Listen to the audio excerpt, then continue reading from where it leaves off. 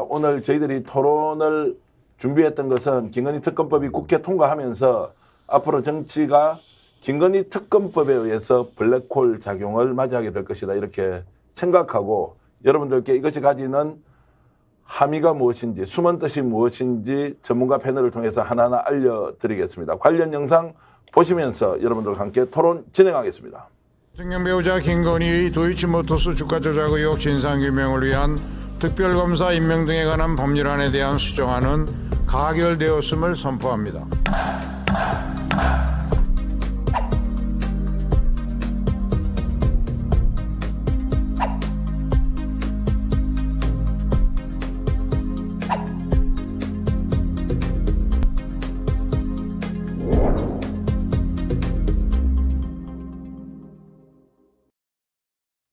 우선 토론에 들어가기 전에 오늘 국회에서 이제 표결 상황이 어떻게 됐는지 백경록 기자가 먼저 정리를 하면서 전문가 패널 두 분께 질문을 이어가겠습니다. 네, 좀 긴 법안 내용 이름이긴 합니다만은 윤석열 대통령 부인 김건희 여사의 도이치모터스 주가 조작 의혹과 대장동 개발 사업 50억 클럽 뇌물 의혹을 각각 수사할 특별검사 임명을 위한 법안 2건이 오늘 국회를 통과했습니다. 이들 법안을 추진한 더불어민주당과 정의당 등 야당 의원들만 표결에 참여했고 여당이 국민의힘은 야당의 강행 처리에 항의하며 불참했습니다.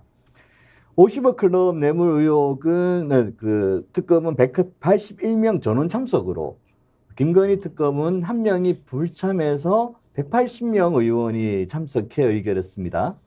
김건희 특검법에는 더불어민주당 166명, 정의당 6명, 무소속 의원들로 구성돼가지고 국민의힘 의원을 제외한 야당 단독으로 이루어졌습니다. 50억 클럽에 찬성했던 박병석 더불어민주당 의원은 김건희 특검법에서는 불참했습니다. 쌍특검이 통과된 건 지난 4월 신속 처리 안건으로 지정된 지 8개월 만입니다.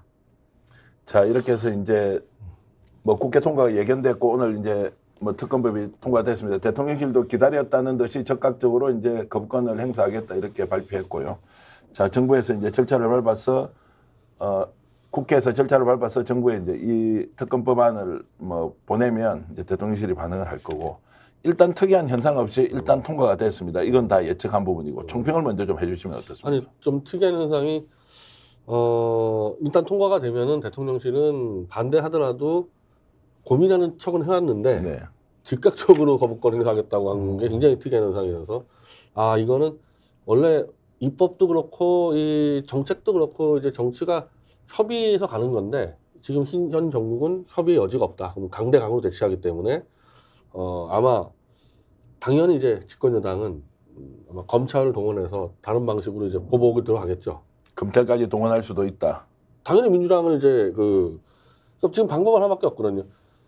김건희에 대한 특검법에 대해서 국민 여론들이 워낙 압도적으로 높기 때문에 저런 야당이 과연 김건희의 부정부패를 얘기할 수 있냐 이거를 알릴 수밖에 없기 때문에 검찰 동원해서 원래는 총선 앞두고는 검찰 안 움직입니다 원래는. 네. 근데 아마 검찰을 다 동원해서 무차별 야당에 대한 수사가 들어갈 것 같습니다. 자, 이 말씀은 이제 검찰 동원해서 이번 특검법 통과에 대한 일정한 견제를 뛰어넘는 보복을 할 것이다 이렇게 예상을 하신 거고 전반적으로 오늘 이제 특검법 통과에 대해서 어떻게 보셨습니까?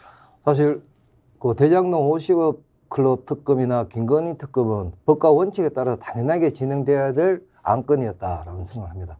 다만 오늘 국민의힘 의원들이 용산에서의 입장 딱 정리가 되니까 저는 본회의에 참여도 안 해버리는 이러한 상황들은 67%가 넘는 국민들이 김건희 특검에 대한 찬성을 하고 있음을 불구하고 국민들의 대표인 국회의원들이 이것을 전면적 부정하는 행위를 한 것이다 라는 생각을 합니다.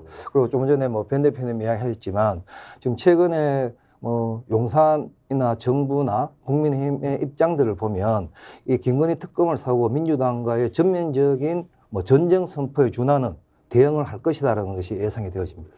자, 그런데 제가 이제 궁금한 것은 지금 많은 분들이 67%에 이르는 국민들이 17명 가깝습니다. 대통령이 거부권 행사를 하면 안 된다고 했는데 조금 전에 특이 현상으로 말씀하셨듯이 대통령실은 적극적인 거부 의사를 밝혔고 그럼 이게 한 이제 열흘에서 보름 정도 전에 여론조사한 결과입니다. 그러면 한동훈 비대위 체제가 출범했지 않습니까?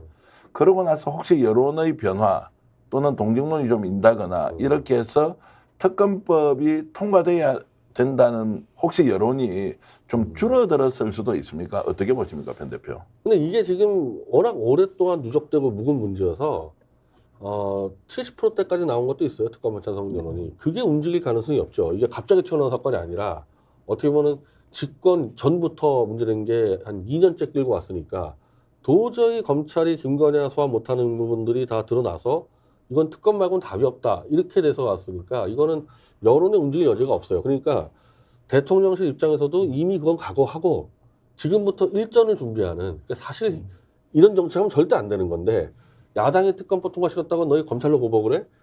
그렇게 가서 아예 총선을 그냥 완전히 이제 이 특검과 검찰 수사판으로 만들어 버리겠다. 그러면은 어차피 집권 여당이니까 검찰 권력을 갖고 있지 않습니까? 그러면 우리가 일정 정도 뭐 영남권이나 보수 노인층표, 시멘트표 있으니까 서로 막가파로 나가면 이길 수 있지 않냐. 그렇게 예상하는 거죠. 야, 그게 이제 현실적으로 가능한지는 제가 정치평론 한 10년 넘게 이렇게 하면서 국민들 17명이 반대하는데 그런데 남아있는 30%의 뜻을 가지고 총선을 돌파한다. 이게 이제 상상하기 어려운 거고 헛웃음이 좀 나오는데. 대표적으로 지금 이제 소영길 대표가 구속되지 않았습니까? 예. 송 대표의 이 돈봉투 전 누명이라고 보는데 누명을 덮어 쓴 21명의 국회의원들이 있어요. 네. 그거 차례로 바로 소환 들어가겠죠, 이제. 자, 그렇게 해서 뭐 여론을 환기시켜 보겠다고 이제 시도는 할 수 있지만 이 특검법이 갖고 있는 원래의 의미가 과연 퇴색이 될지는 좀 지켜봐야 할 것 같은데 어찌됐든 지금 여론도 그러면 크게 변하는 게 없다 이렇게. 여론은 그대로 가는데 예. 그러니까 여론 자체는 7대3 아닙니까? 7대3과 예. 8대인데 그러니까 이거를 그냥 완전히 정치를 파괴하고 그냥 뒤집어 엎어버려가지고 투표장에 나오는 사람이 진짜 국민이다. 이제 보수 쪽에 이제 이 자신하는 거는 양대 대결해버리면 투표장은 우리가 더 많이 나간다. 그거 믿고 그냥 가는 거죠. 자, 개사원판을 만든다는 말로 이제 정리할 근데 수 나머지 있고요. 중간층 국민들은 이제 정치의 환멸 느끼고 막 혐오 느끼면 빠질 거니까 서로 양자 대결 가면 이길 수 있다 생각하는 거예요. 권태경 부의장은 지금 밑바닥 민심이 혹시 바뀌고 있다 아니면 좀 더 강화되고 있다 어떻습니까? 저는 이제 우리 변 대표님이 영남권 민심이나 이제 연세가 좀 많으신 분들을 믿고 국힘당이 30%에 기본 지지율을 가지고 밀어붙일 거다라고 예측을 하시는데 사실 저희 이제 대구나 경북 쪽에 조금 연배가 계시는 선배들 만나 뵈도 이런 말씀들은 다 하세요. 대장동 50억 클럽이나 김건희 특검은 한번 까봤으면 좋겠다. 왜 그런 말씀 하시냐 그러면 그분들은 김건희 특검이 무죄라고 믿는 분들이 많으세요. 오히려 국민의힘이나 용산에서 빨리 이 문제를 처리해서 다 까발리면 깨끗하게 정리가 되고 리스크 없이 총선을 갈 건데 왜 작년부터 올해 이제 23년 4월에 패스트트랙이 지정되지 않습니까? 이게 질질 끌어서 오히려 더 분란을 만드냐라고 하시는 여론도 많으시고요. 또 지금 이제 아까 변희영 대표님 말씀하셨지만 이 특검 정도의 상황에 대해 가지고 벌어지면 국민들이 상당히 관심을 가지실 거기 때문에 저는 그러한 부분들이 뭐 이전에 영남권에 있는 분들의 일방적인 국민의힘 지지로 가는 거는 조금 변화가 생길 거다라는 말씀을 드리셨습니다. 원 부의장 말씀은 이제 이렇습니다. 영남 쪽에서 다수의 여론이 특검법을 거부하면 되지 않는다. 특검 조사를 하자라고 하는 이유가 김건희 여사의 죄가 없기 때문에 없다는 사실도 명명백백하게 밝혀야 한다는 여론까지 반영이 그렇죠. 되어서 네.